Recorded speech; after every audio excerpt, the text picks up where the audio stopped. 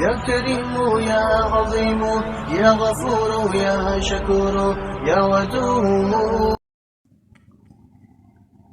بسم اللہ الرحمن الرحیم۔ السلام علیکم ورحمۃ اللہ وبرکاتہ۔ قارئین کرام، اہل بیت رضی اللہ تعالیٰ عنہم کے نوجوانوں نے خاک کربلا کے صفحات پر اپنے خون سے شجاعت و جوان مردی کے وہ بے مثال نقوش ثبت فرمائے جن کو تبدل ازمنہ کے ہاتھ محو کرنے سے قاصر ہیں۔ اب تک نیاز مندوں اور عقیدت کیشوں کی معرکہ آرائیاں تھیں، جنہوں نے عالم برادران شجاع کو خاک و خون میں لٹا کر اپنی بہادری کے غلغلے دکھائے۔ اب اسد اللہ کے شیر حق کا موقع آیا اور علی المرتضی رضی اللہ تعالیٰ عنہ کے خاندان کے بہادروں کے گھوڑوں نے میدان کربلا کو جولانگا بنا دیا۔ ان حضرات کا میدان میں آنا تھا کہ بہادروں کے دل سینوں میں لرزنے لگے اور ان کے حملوں سے شیر دل بہادر چیخ اٹھے۔ اسد اللہ ہی تلواریں تھی یا شہاب ثاقب کی آتش باری۔ بنی ہاشم کی نبرد آزمائی اور جان شکار حملوں نے کربلا کی تشنہ لب زمین کو دشمنوں کے خون سے سیراب کر دیا اور خشک ریگستان سرخ نظر آنے لگا۔ نیزوں کی نوکوں پر صف شکن بہادروں کو اٹھانا اور خاک میں ملانا ہاشمی نوجوانوں کا معمولی کرتب تھا۔ ہر ساتھ نیا مبارز آتا تھا اور ہاتھ اٹھاتے ہی فنا ہو جاتا تھا۔ ان کی تیغ بے نیام اجل کا پیام تھی اور نوک ثنا قضا کا فرمان۔ تلواروں کی چمک نے نگاہیں خیرہ کر دیں اور حرب و ضرب کے جوہر دیکھ کر کوئے پیکر ترساں و ہراساں ہو گئے۔ کبھی میمنہ پر حملہ کیا تو سفید درہم برہم کر ڈالی۔ معلوم ہوتا تھا کہ سوار مقتولوں کے سمندر میں تیر رہا ہے۔ کبھی میسرہ کی طرف رخ کیا تو معلوم ہوا کہ مردوں کی جماعت کھڑی تھی جو اشارہ کرتے ہی لوٹ گئی۔ سائکہ کی طرح چمکنے والی تیغ خون میں ڈوب ڈوب کر نکلتی تھی اور خون کے قطرات اس سے ٹپکتے رہتے تھے۔ اس طرح خاندان امام حسین رضی اللہ تعالیٰ عنہ کے نوجوان اپنے اپنے جوہر دکھا دکھا کر امام علی مقام رضی اللہ تعالیٰ عنہ پر جان قربان کرتے چلے جا رہے تھے۔ خیمے سے چلتے تو بل احیاؤں عند ربہم کہ چمنستان کی دلکش فضا ان کی آنکھوں کے سامنے ہوتی تھی۔ میدان کربلا کی راہ سے اس منزل تک پہنچنا چاہتے تھے۔ فرزند امام حسین رضی اللہ تعالیٰ عنہ محاربے نے دشمن کے ہوش اڑا دیے۔ ابن سعد نے اعتراف کیا کہ اگر فریب کاریوں سے کام نہ لیا جاتا یا ان حضرات پر پانی بند نہ کیا جاتا تو اہل بیت رضی اللہ تعالیٰ عنہم کا ایک ایک نوجوان تمام لشکر کو برباد کر ڈالتا۔ جب وہ مقابلے کے لیے اٹھتے تھے تو معلوم ہوتا تھا کہ قہر الہی عز و جل آ رہا ہے۔ ان کا ایک ایک ہنرور صفکشنی و مبارز فگنی میں فرد تھا۔ الحاصل اہل بیت رضی اللہ تعالیٰ عنہم کے نونہالوں اور ناس کے پالوں نے میدان کربلا میں حضرت امام حسین رضی اللہ تعالیٰ عنہ پر اپنی جانیں فدا کی اور تیر و ثنا کی بارش میں حمایت حق سے منہ نہ موڑا۔ گردن کٹوائیں، خون بہائے، جانیں دی، مگر کلمہ نحق زبان پر نہ آنے دیا۔ نوبت بر نوبت تمام شہزادے شہید ہوتے چلے گئے۔ اب حضرت امام حسین رضی اللہ تعالیٰ عنہ کے سامنے ان کے نور نظر حضرت علی اکبر رضی اللہ تعالیٰ عنہ حاضر ہیں، میدان کی اجازت چاہتے ہیں۔ منت و سماجت ہو رہی ہے۔ عجیب وقت ہے، چہیتا بیٹا شفیق باپ سے گردن کٹوانے کی اجازت چاہتا ہے اور اس پر اصرار کرتا ہے جس کی کوئی ہٹ، کوئی ضد ایسی نہ تھی جو پوری نہ کی جاتی۔ جس نازنین کو کبھی پدرے مہربان نے انکاری جواب نہ دیا تھا، آج اس کی یہ تمنا، یہ التجا دل و جگر پر کیا اثر کرتی ہوگی۔ اجازت دیں تو کس بات کی؟ گردن کٹانے اور خون بہانے کی؟ نہ دیں تو چمنستان رسالت کا وہ گلے شاداب کنہلایا جاتا۔ مگر اس ارزومند شہادت کا اصرار اس حد پر تھا اور شوق شہادت نے ایسا ورفتہ بنا دیا تھا کہ چاروں ناچار حضرت امام حسین رضی اللہ تعالیٰ عنہ کو اجازت دینا ہی پڑی۔ حضرت امام حسین رضی اللہ تعالیٰ عنہ نے اس نوجوان جمیل کو خود گھوڑے پر سوار کیا، اسلحے اپنے دستے مبارک سے لگائے، فولادی مغفر سر پر رکھا، کمر پر پٹکا باندھا، تلوار حمائل کی، نیزہ اس نازِ پروردہ سعادت کے مبارک ہاتھ میں دیا۔ اس وقت اہل بیت رضی اللہ تعالیٰ عنہم کی بیویوں بچوں پر کیا گزر رہی تھی، جن کا تمام کنبہ و قبیلہ، برادر و فرزند سب شہید ہو چکے تھے اور ایک جگمگاتا ہوا چراغ بھی آخری سلام کر رہا تھا۔ ان تمام مصائب کو اہل بیت رضی اللہ تعالیٰ عنہ نے رضائے حق کے لیے بڑے استقلال کے ساتھ برداشت کیا اور یہ انہی کا حوصلہ تھا۔ حضرت علی اکبر رضی اللہ تعالیٰ عنہ خیمے سے رخصت ہو کر میدان کارزار کی طرف تشریف فرما ہوئے۔ جنگ کے مطلع میں ایک آفتاب چمکا، مشکین کاکل کی خوشبو سے میدان مہک گیا، چہرے کی تجلی نے معرکہ کارزار کو عالم انوار بنا دیا۔ نور نگاہ فاطمہ آسماں جناب، صبر دل ختیجہ پاک ارم کباب،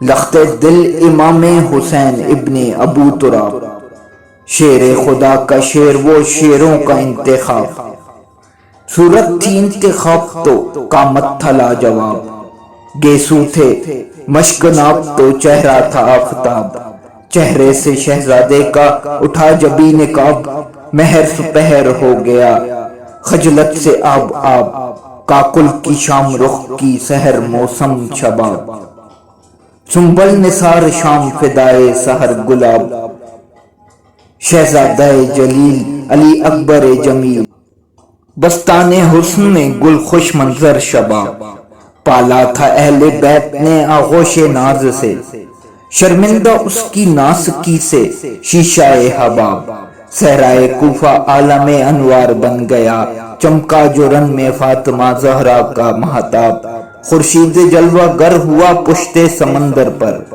یا ہاشمی جواں کی رخ سے اٹھا نقاب، سولت نے مرحبا کہا شوکت تھی رجز خواں، جرأت نے باغ تھامی شجاعت نے کی رکاب، چہرے کو اس کے دیکھ کے آنکھیں چھپک گئیں، دل کانپ اٹھے ہو گیا ادا کو اضطراب، سینوں میں آگ لگ گئی ادائے دین کے، غیظ و غضب کے شعلوں سے دل ہو گئے کباب، نیزہ جگر شگاف تھا اس گل کے ہاتھ میں، یا اژدہا تھا موت کا یا اسوء العقاب، چمکا کے تیغ مردوں کو نہ مرد کر دیا، اس سے نظر ملاتا یہ تھی کس کے دل کی تاب، کہتے تھے آج تک نہیں دیکھا کوئی جواں، ایسا شجاع ہوتا جو اس شیر کا جواں، میدان کار لرزے براندام ہو گئے،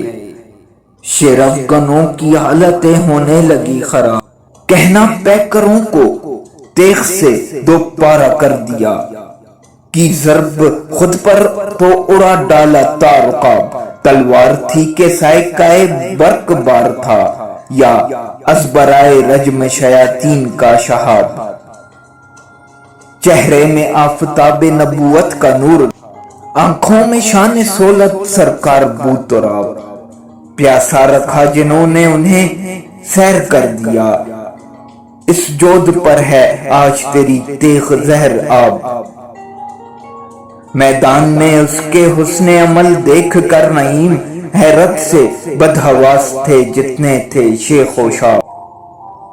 میدان کربلا میں فاطمی نوجوان پشت سمندر پر جلوہ آرام تھا، چہرے کی تابش ماہ تاباں کو شرما رہی تھی، سر و قامت نے اپنے جمال سے ریگستان کو بستان حسن بنا دیا۔ جوانی کی بہاریں قدموں پر نثار ہو رہی تھیں، سنبل کاکل سے خجل برق گل اس کی نزاکت سے، منفعل حسن کی تصویر مصطفیٰ کی تنویر حبیب کبریا کے جمال اقدس کا خطبہ پڑھ رہی تھی۔ یہ چہرہ تاباں اس روئے درخشاں کی یاد دلا رہا تھا، ان سنگ دلوں پر حیرت جو اس گل شاداب کے مقابلے کا ارادہ رکھتے تھے، ان بے دینوں پر بے شمار نفرت جو حبیب خدا عزوجل صلی اللہ تعالی علیہ وآلہ وسلم کے نونہال کو گزند پہنچانا چاہتے تھے۔ یہ اسد اللہ شیر میدان میں آیا، صف ادا کی طرف نظر کی، ذوالفقار حیدری کو چمکایا اور اپنی مبارک زبان سے رجس شروع کی۔ انا علی ابن حسنین ابن علی، نحن اہل البیت اولا بالنبی۔ جس وقت شہزادہ علی قدر رضی اللہ تعالیٰ عنہ نے یہ رجس پڑھی ہوگی، کربلا کا چپا چپا اور ریگستان کوفہ کا ذرا ذرا کانپ گیا ہوگا۔ ان مدیان ایمان کے دل پتھر سے بدر جہاں بدتر تھے، جنہوں نے اس نوبادہ چمنستان رسالت کی زبان شیریں سے یہ کلمے سنے، پھر بھی ان کی آتش عناد سرد نہ ہوئی اور کمینے سینے سے کمینہ دور نہ ہوا۔ لشکریوں نے عمر بن سعد سے پوچھا، یہ سوار کون ہے جس کی تجلی نگاہوں کو خیرہ کر رہی ہے اور جس کی ہیبت و صولت سے بہادروں کے دل ہراساں ہیں؟ شان شجاعت اس کی ایک ایک ادا سے ظاہر ہے۔ کہنے لگا، یہ حضرت امام حسین رضی اللہ تعالیٰ عنہ کے فرزند ہیں، صورت و سیرت میں اپنے جد کریم علیہ السلام سے بہت مناسبت رکھتے ہیں۔ یہ سن کر لشکریوں کو کچھ پریشانی ہوئی اور ان کے دلوں نے ان پر ملامت کی۔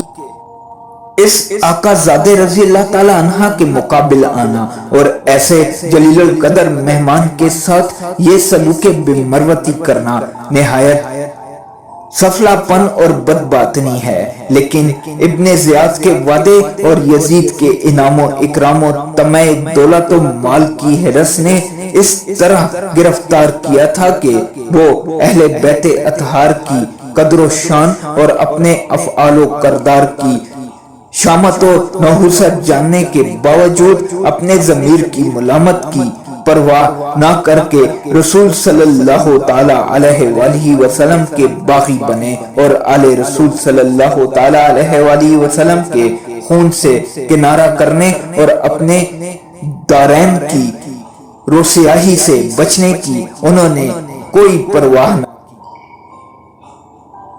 شہزادہ علی وقار رضی اللہ تعالی عنہ نے مبارز طلب فرمایا، صف ادا میں کسی کو جنبش نہ ہوئی، کسی بہادر کا قدم نہ بڑھا۔ معلوم ہوتا تھا کہ شیر کے مقابل بکریوں کا ایک گلا ہے جو دم بخود اور ساکت ہے۔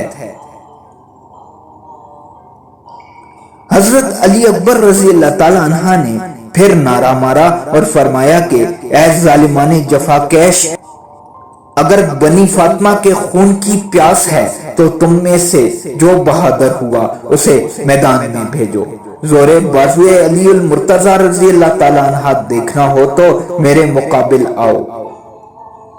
مگر کس کو ہمت تھی کہ آگے بڑھتا، کس کے دل میں تاب و تواں تھی کہ شیر ضیاء کے سامنے آتا، جب آپ نے ملاحظہ فرمایا کہ دشمنان خونخوار میں سے کوئی ایک آگے نہیں بڑھتا اور ان کو برابر کی ہمت نہیں ہے کہ ایک کے مقابل کریں، تو آپ نے سمندر باتپا کی باغ اٹھائی اور توسن صبا رفتار کے مہمیز لگائی اور سائکہ وار دشمن کے لشکر پر حملہ کیا، جس طرف زد کی پورے کے پورے ہٹا دیے، ایک وار میں کئی دیو پیکر گرا دیے، ابھی میمنہ پر چمکے تو اس کو منتشر کیا، ابھی میسرہ کی طرف پلٹے تو صفیں درہم برہم کر ڈالی، کبھی قلب لشکر میں غوطہ لگایا تو گردن کشوں کے سر موسم خزاں کے پتوں کی طرح تن کے درختوں سے جدا ہو کر گرنے لگے، ہر طرف شور برپا ہو گیا، دلاوروں کے دل چھوٹ گئے، بہادروں کی ہمتیں ٹوٹ گئیں، کبھی نیزے کی ضرب تھی، کبھی تلوار کا وار تھا، شہزادہ اہل بیت کا حملہ نہ تھا، عذاب الہی کی بلائے عظیم تھی۔ دھوپ میں جنگ کرتے کرتے چمنستان اہل بیت کے گل شداب کو تشنگی کا غلبہ ہوا، باغ موڑ کر والد ماجد کے خدمت میں حاضر ہوئے، عرض کیا اباہو العطش، اے پادر بزرگوار، پیاس کا بہت غلبہ ہے، غلبے کی کیا انتہا، 3 دن سے پانی بند ہے، تیز دھوپ اور اس میں جان بازانہ دوڑ دھوپ، گرم ریگستان، لوہے کے ہتھیار جو بدن پر لگے ہیں وہ تمازت آفتاب سے آگ ہو رہے ہیں، اگر اس وقت حلق ترک کرنے کے لیے چند قطرے مل جائیں تو فاطمی شیر گربا خصلتوں کو پیوند خاک کر ڈالتے۔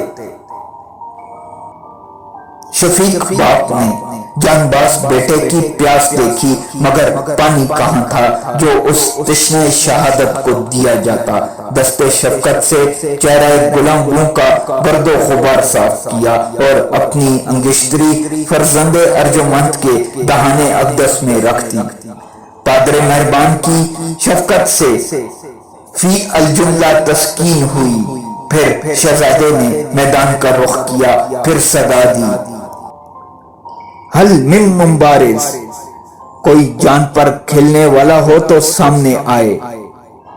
عمر بن سعد نے طارق سے کہا بڑے شرم کی بات ہے کہ اہل بیت کا اکیلا نوجوان میدان میں ہے اور تم ہزاروں کی تعداد میں ہو، اس نے پہلی مرتبہ مبارز طلب کیا تو تمہاری جماعت میں کسی کو ہمت نہ ہوئی، پھر وہ آگے بڑھا تو صفیں کی صفیں درہم برہم کر ڈالی اور بہادروں کے کھیت کر دیے۔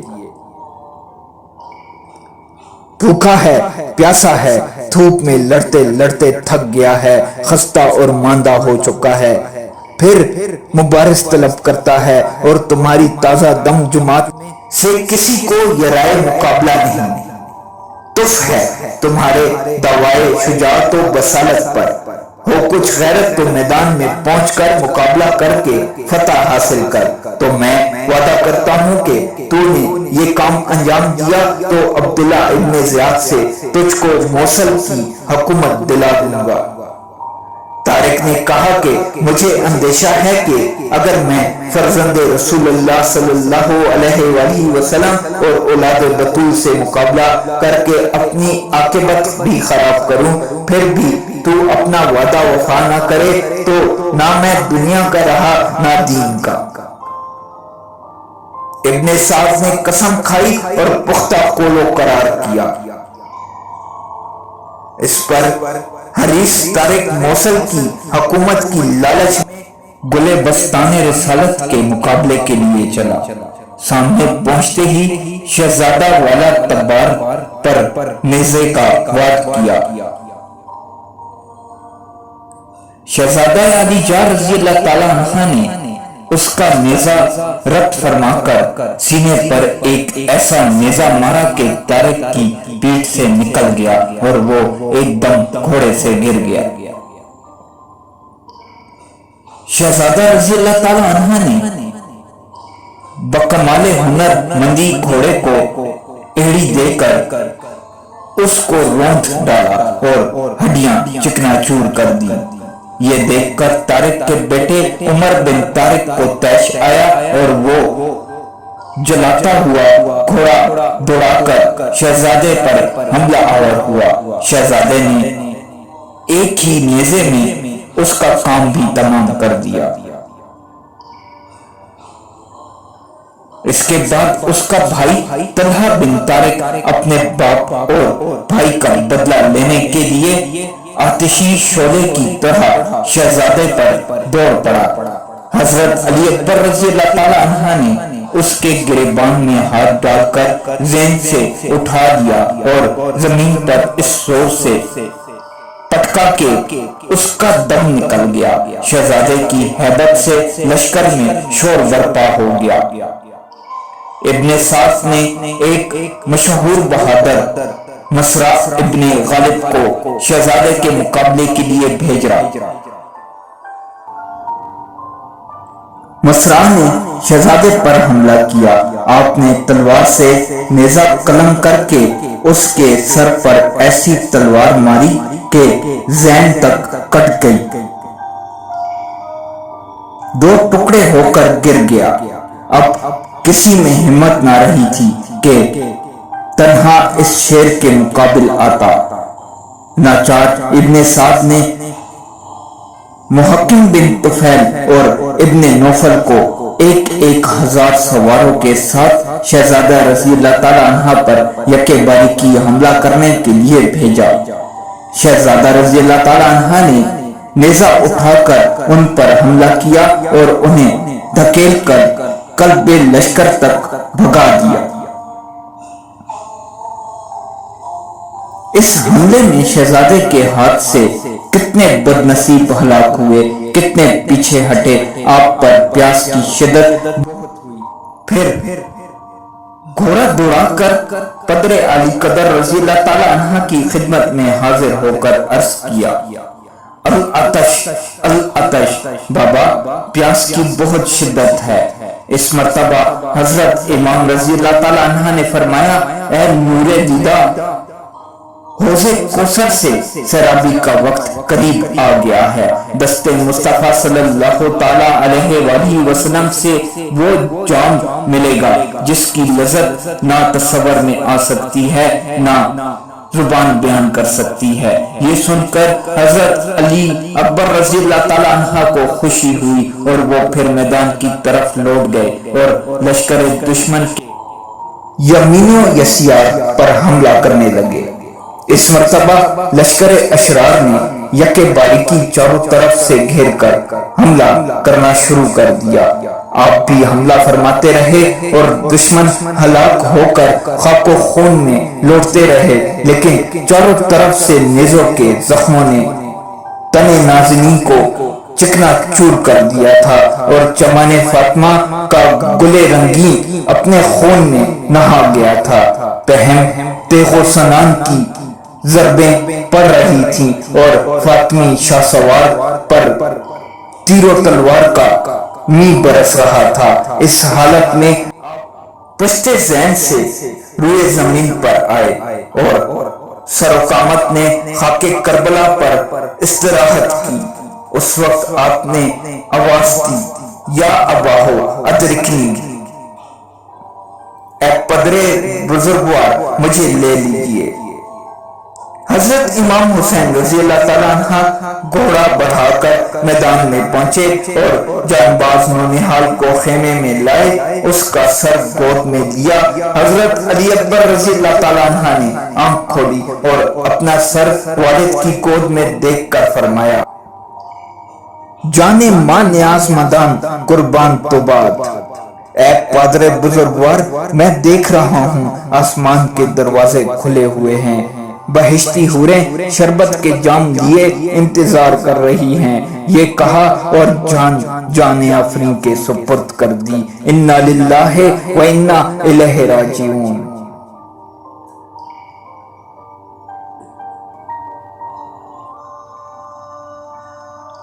اہل بیت کا صبر و تحمل، اللہ اکبر۔ امید کے گل نور شگفتہ کو کمہلایا ہوا دیکھا اور الحمدللہ کہا، ناس کے پالوں کو قربان کر دیا اور شکر الہی عز و جل بجا لائے۔ مصیبت و انداوے کی کچھ نہایت ہے، فاقے پہ فاقے ہیں، پانی کا نام و نشان نہیں، بھوکے پیاسے فرزند تڑپ تڑپ کر جانے دے چکے، جلتی ریت پر فاطمی نونہال ظلم و جفا سے ذبح کیے گئے۔ عزیز و اقارب، دوست و احباب، خادم و موالی، دل بند و جگر پیوند سب آئیں وفا ادا کر کے دوپہر میں شربت شہادت نوش کر چکے ہیں۔ اہل بیت رضوان اللہ علیہم اجمعین کے قافلے میں سناٹا ہو گیا ہے، جن کا کلمہ کلمہ تسکین دل اور راحت جان تھا۔ وہ نور کی تصویریں خاک و خون میں خاموش پڑی ہوئی ہیں۔ آل رسول صلی اللہ تعالی علیہ وآلہ وسلم نے رضا و صبر کا وہ امتحان دیا جس نے دنیا کو حیرت میں ڈال دیا ہے۔ بڑے سے لے کر بچے تک مبتلا مصیبت تھے،